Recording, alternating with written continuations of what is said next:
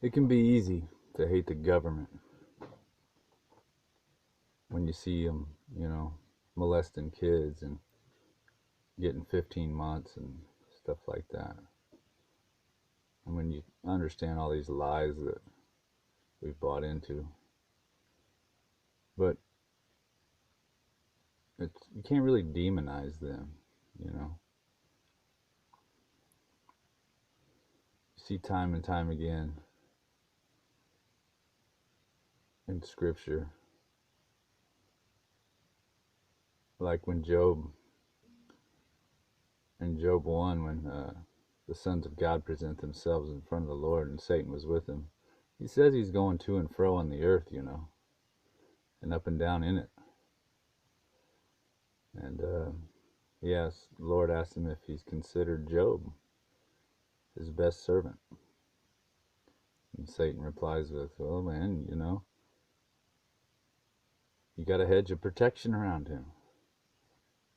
But get rid of it and he will curse you. So God tells him, behold, all this stuff you may harm, but don't hurt him. Next thing you see is all this chaos happening with armies slaughtering. He's got 4 messengers in a row come up to Job. And they're telling him about, how people were slaughtered. In one instance was fire came down from heaven, and another instance was a whirlwind. So he gave Satan the controls to whatever is responsible for these acts that we call natural disasters.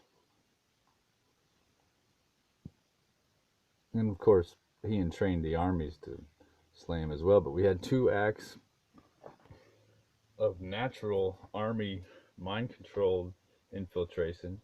And then you had 2 acts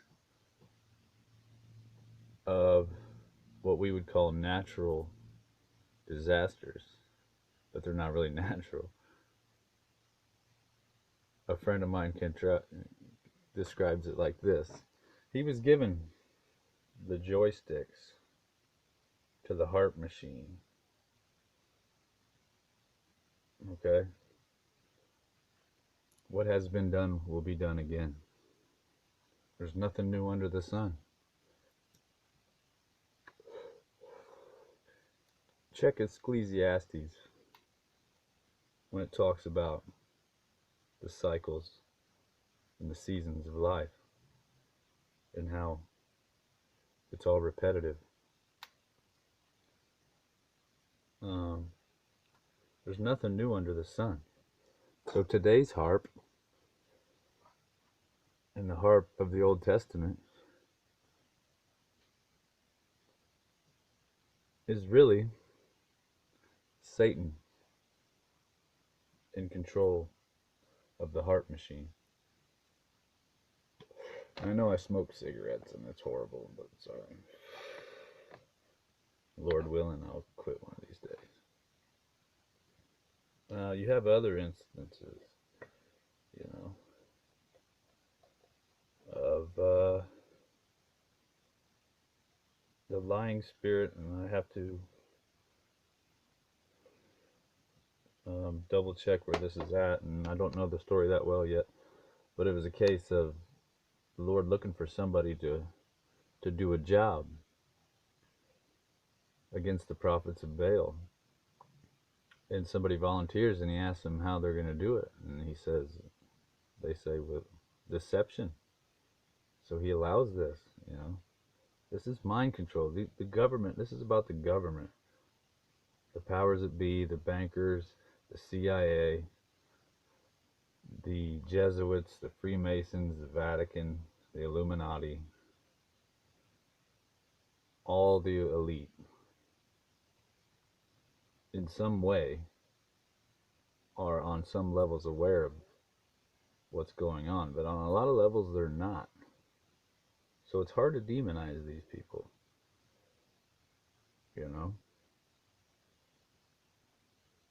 the divine council that is in heaven, the sons of God, the B'nai Elohim, the fallen angels, and the good angels.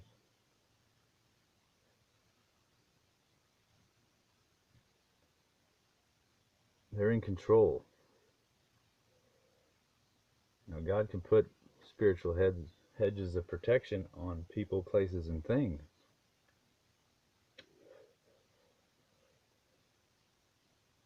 You know, you can drink the poison drink, and it will by no means harm you. But it's not the world powers that are contriving all this. They're just pawns on a chessboard to a degree.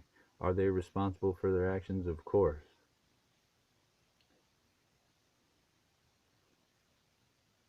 But you see it time and time again. People will say, get rid of the government. And I've been guilty of it myself. Because when you start to see what's really going on, that's your first instinct. But look at 9/11. The government was involved, obviously. But this event was so much higher than that. So much. We had a building that turned to dust in front of the whole world. And all we can talk about is airplanes. I'm talking about mind control. They understand the language. They understand how to put spells on us to dumb us down. It happens again and again in Scripture.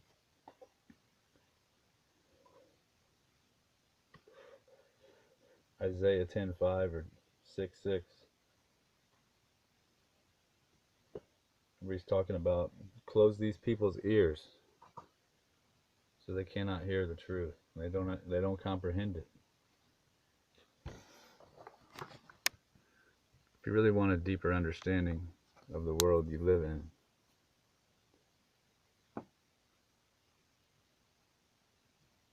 Father willing, you need to ask, you need to knock, and the door will be open. Then you go in and you seek, and then you shall find. And then you ask, and you shall receive. But these are the steps you must take. First, you must knock on the door, which is a simple request, you know. If there is a supernatural being out there, reveal yourself to me. That is knocking. And then he will prick your heart in some way, shape, or form, and you'll know what's going on. But then you have to enter. You have to seek diligently. And then you shall find. Revelation will come. It is at that point when you're born again, because you understand that there's something that's in control of all this. Then I would say, what I did when this happened to me is I honored that through baptism. That's a physical way of showing your token of understanding and your humility by realizing that I'm nothing. Okay? And then you receive the spirit of truth. And it is only then when you could even hope, and that is ask and you will be given. After that point, after baptism, then you can ask, in my opinion, and it will be given. And then the sky is the limit, literally, for your understanding at that point, because you've been given the spirit of truth, and he leads into all truth. Then you can begin to look into these levels of the divine counsel and understand that this is all prophecy.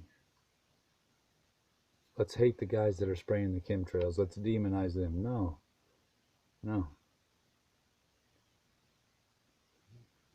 Don't do that.